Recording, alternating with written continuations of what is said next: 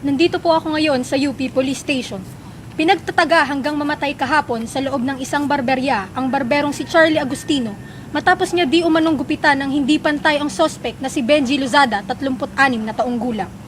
Ayon kay PO1 Mark Warren Castillo, umaga nang magpunta sa Bramis Barbershop si Lozada upang magpagupit. Ngunit makalipas lamang ang ilang oras ay bumalik itong nakamotorsiklong dala ang bolo na ginamit niya sa pamamaslang kay Agustino. Agad binawian ng buhay ang biktima na 7 taon na umanong barbero at isa ring pastor sa Baptist Church. Samantala, duguan pang sumuko na hawak ni Lozada ang bolo sa mga pulis na napag-alamang may sakit sa pag-iisip kaya't nang kutsain ng kanyang mga kapitbahay sa hindi pantay na gupit ay nagdilim ng tuluyan ang paningin nito. Ako po si Klang Ilagan, nag-uulat. Andito po ako sa UP Diliman Police Station. Isang barbero ang pinagtataga at napatay kahapon dahil hindi nagustuhan ng kanyang customer ang gupit nito. Ayon kay PO1 Mark Warren Castillo, nagpagupit ang sospek na si Benji Lozada sa Ramis Barbershop sa CP Garcia kahapon ng umaga kay Charlie Agustino.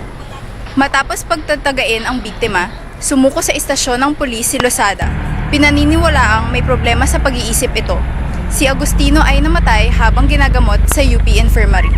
Ako po si Coraine Mercado, nag-uulat. Nandito po ako ngayon sa UP Diliman Police Station. Pinagtataga hanggang mamatay ang isang barbero ng sarili nitong customer kahapon. Mula sa Ramis Barbershop sa CP Garcia, UP Campus Diliman, isinugod sa UP Infirmary si Charlie Agustino matapos siyang balikan at pagtatagain ng maraming beses ni Benji Lozada, 36 na taong gulang, dahil hindi nagustuhan ng suspect ang pagkakagupit sa kanya ng biktima. Ayon kay PO1 Mark Warren Castillo, inasar si Lozada dahil sa di umano'y hindi pantay nitong buhok. Pagkatapos tagain ang biktima, ay sumuko din ang suspect sa mga pulis, habang daladala pa ang duguan nitong bolo. Pinaniniwalaang may sakit sa pag-iisip ang suspect. 7 taong nagtatrabaho bilang barbero si Lozada. Isa rin siyang pastor sa Baptist Church. Ako po si Elsie Ardelfin, nag-uulat. Nandito po ako ngayon sa UP Diliman Police Station kung saan kasulukuyang nakakulong ang pumatay sa isang barbero sa CP Garcia kahapon. Hindi umano nagustuhan ni Benji Lozada ang paggupit sa kanya ng barbero si Charlie Agustino, kaya pinagtataga niya ang biktima, ayon kay PO1 Mark Castillo. Kinutya ng kanyang mga kapitbahay ang buhok ni Lozada, kaya sa galit nito ay sinugod niya ang barbero sa Ramis Barbershop.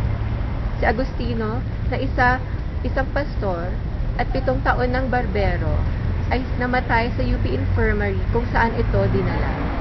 Ako po si Pat Bringas, nag-uulat para sa J101. Nandito po ako sa UP Diliman Police Station. Nakakulong ang isang Benji Lozada, isang suspect sa pagpatay sa kanyang sariling barberong si Charlie Agustino dahil hindi ito nagustuhan ng gupit. Ayon kay P1 Mark Warren Castillo, umaga nagpagupit si Lozada sa Bramis Barbershop sa may CP Garcia. Nang kanyang makita ang kanyang buhok, agad itong sumakay sa kanyang motorsiklo, kumuha ng bolo at bumalik sa Bramis. Sa kanyang galit, pinagsasaksak nito ng ilang beses si Agustino sa katawan. Agad na isinugod si Agustino sa UP Infirmary, ngunit binawian rin ito ng buhay. Sumuko naman si Lozada sa mga pulis pagkatapos ng nagawang krimen. Napag-alamang may sakit ito sa pag-iisip kaya niya nagawa ang pagpaslang. Ako po si Mario Santos, nag-uulat para sa J101.